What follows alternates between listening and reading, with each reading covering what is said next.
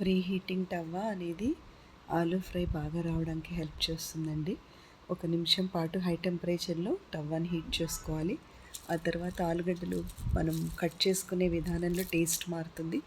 చిన్నగా కట్ చేసుకోవడం ఒక టేస్ట్ వస్తుంది, సన్నగా పొడవుగా కట్ చేయడం ఒక టేస్ట్ వస్తుంది, గ్రేవీ లాగా మారుతుంది సన్నగా చిన్నగా కట్ చేసినప్పుడు వాటర్ యాడ్ చేస్తే. సో దెర్ ఆర్ చాలా మెథడ్స్ ఉన్నాయండి.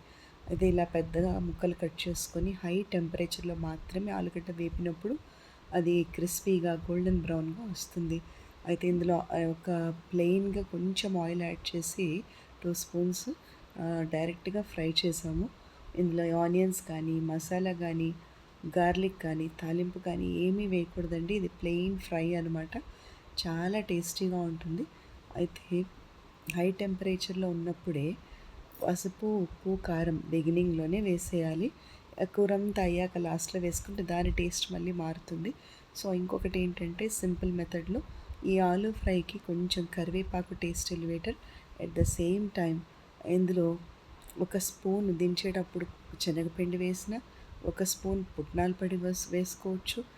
అది ఒక 2 రకాల మెథడ్స్ అండి. అయితే ఆలూ ఫ్రైలో ఎప్పుడు కూడా నూరిన వెల్లుల్లిపాయ కారం వేసుకుంటే ఇలా ఫ్రై చేసి చాలా బాగుంటుంది గార్లిక్ ఆలూ ఫ్రై. తర్వాత ఒకసారి మెథడ్లో ఆలూ ఫ్రై మీద చక్కగా బ్లాక్ పెప్పర్ వేసుకుంటే పెప్పర్ ఆలూ ఫ్రై కూడా బాగుంటుంది.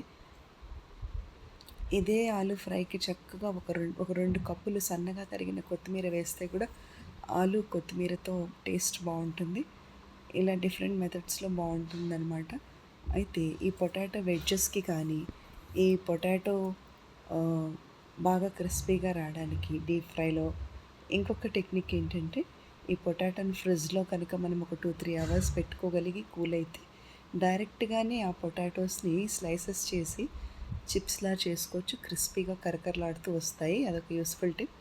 లేదు అంటే ఈ పొటాటోస్ని పెద్ద ముక్కలుగా కట్ చేసుకొని చక్కగా ఉప్పు నీళ్ళల్లో ఒక 10 నిమిషాలు నానబెట్టుకుంటే అందులో ఉన్న స్టార్చ్ అంతా పోవటం వల్ల కూడా అది క్రిస్పీగా వస్తుంది.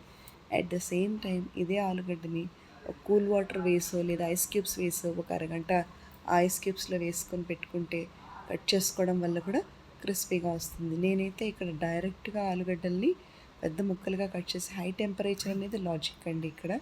అట్ ద సేమ్ టైం ఈ ఫ్రైకి అసలు ఆనియన్స్ బదులు స్ప్రింగ్ ఆనియన్స్ కట్ చేసన్నా వేసుకోవచ్చు లాస్ట్లో. ఉల్లిపాయలు వేస్తే మళ్ళీ టేస్ట్ మొత్తం మారుతుంది.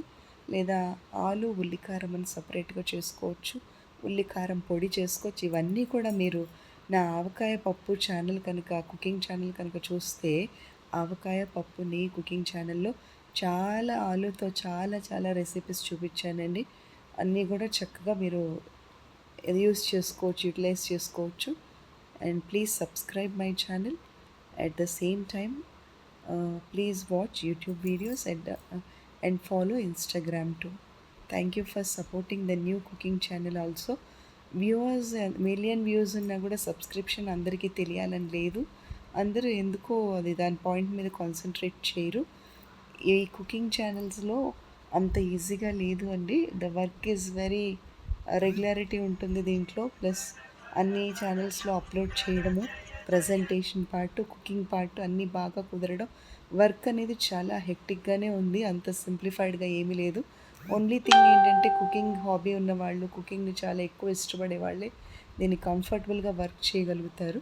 So giving 1 valuable subscription is nothing bad. It will be like a complement. కనీసం మీకు నచ్చిన ఇన్ని రెసిపీస్ 1200 షార్ట్స్లో మీకు ఎన్నో simple methods and very tasty and easy cooking మెథడ్స్తో నేను ట్రై చేశాను కదా. మీరు నచ్చిన వీడియో చూసినప్పుడైనా సబ్స్క్రిప్షన్ ఇవ్వండి. And follow Instagram also. చాలామంది అసలు ఇన్స్టాగ్రామ్ వాడరు. Please follow Instagram. Watch YouTube videos also. Thank